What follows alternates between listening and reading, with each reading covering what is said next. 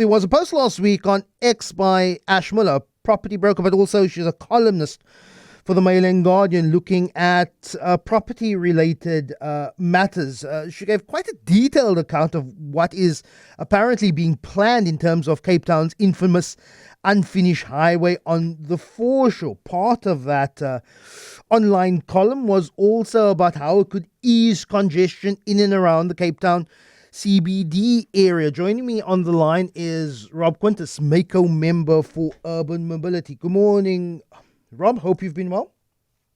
Lester, I have been well, and I hope you are as well. And a very good morning to you and all of your listeners. Not too well. I'm doing very well as compared to many other people who are stuck in traffic this morning. We are the 9th most congested city in the world, which I'll get to in a moment.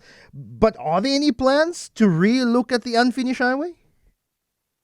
Yes, there definitely are plans afoot. It is something that I tabled with the executive mayor in the very beginning of this term of administration.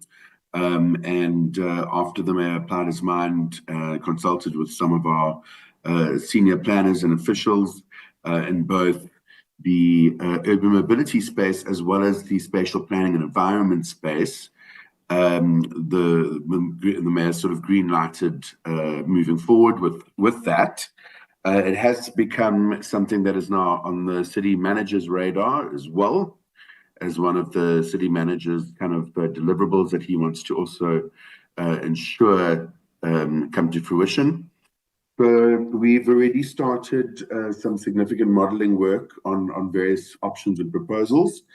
And we're hoping to go to some form of public participation and consultation early this year still, not earlier on in the year, in the first half of the year. But, there are quite a lot of moving parts to this. It's not simply an urban mobility or transport related decision.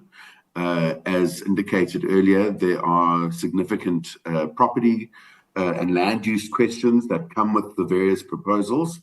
So it is a work in progress between multiple departments, with oversight from both myself, the mayor, and especially the city manager. Now, Rob, from what I glean from what I see online, the unfinished highway project would look at more commuter transport instead of motorized passenger transport.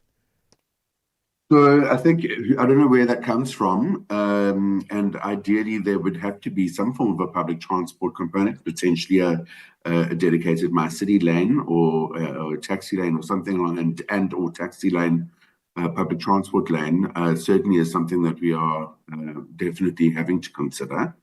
But it's not necessarily a focus on only that. I don't know where that data comes from, because it's very early to tell. We established roughly, I think, 5 sort of different models of what could work, with sort of a minor tweaks to the original design, which is not viable because you need to look at how to fund this thing into the future, which might include the release of certain land parcels in the CBD.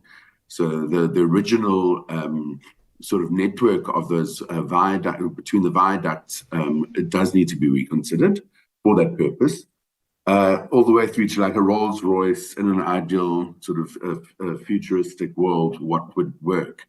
And we've got to then winnow out what is feasible with the sort of the layout of those land parcels, and what impact it might have on abutting landowners. For example, if a design wanders into sort of Transnet or harbour areas, that's going to potentially bring its own level of difficulty in complexity. And then, of course, also, we're still looking at kind of funding models of this. Sunroll has indicated that there's some interest potentially for them to contribute, as is the Western Cape government. But, we're looking at making it as self-sustainable within the city as possible before needing to rely on external funding partners who may, for whatever their own budget purposes are, at a critical phase, say, actually, we can't commit. So there's a lot of stuff on the go, and it's very early days to say what that bridge is going to look like. We have some ideas of options, but we'll take those to the public in due course. Part of this online article says a planned 6-kilometer rail route would connect Woodstock Station to Sea Point. The trip would take less than 10 minutes, including shops, and trains would travel at an average speed of 60 to 70 kilometers per hour, referencing a light rail service.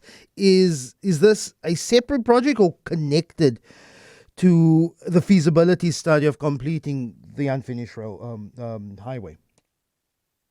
So that is not something that's connected to that. As I said, I don't know where that's coming from. I haven't seen that particular article either, and it's certainly not authored by the city or any of our planners, as far as I'm aware, unless they're doing their own sort of hobby type of kind of planning of what would be possible in an ideal world if budgets were not a concern. So it's difficult for me to answer to that particular piece of writing because I haven't seen it and I don't know who authored it and where it came from. But Cape Town is the 9th most congested city in Absolutely. the world. Yes, it is. We have very little space for more roadway. Also, the data and the science is if you just build more roads, you simply put in more cars. What are the plans? Of course, we have to facilitate the upgrading of the BRT system. Prasa Metro Rail needs to get on board, but also this concept of using light rail, tram lines, to also add to a public transportation mix, Rob? Yeah, so look, I think the main focus right now is what is achievable and affordable. Now, remember, historically, Cape Town had a streetcar system, and that system operated up until the early 20th century. And those systems at that time played a role. And of course, one can always say in hindsight is 2020. The decision was made decades, if not 100 years ago, and based on operational concerns and based on budget and everything else for the then municipality of a century ago, those constraints and inefficiencies created the shift that we saw globally to the private motor vehicle. And unfortunately, similar challenges remain today, which is making the reintroduction of light rail at this current stage as a standalone project, even if it's part of an integrated system, it makes it unfeasible, largely due to affordability and financial constraints. We're busy with several large, huge capital and other cost integration projects for existing transport modes, and I'm referring to my rail feasibility study that the city is busy with.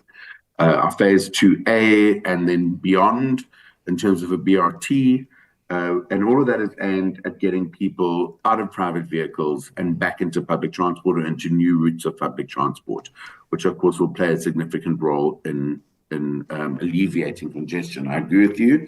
Simply trying to build more roads, you're just making more space for more cars.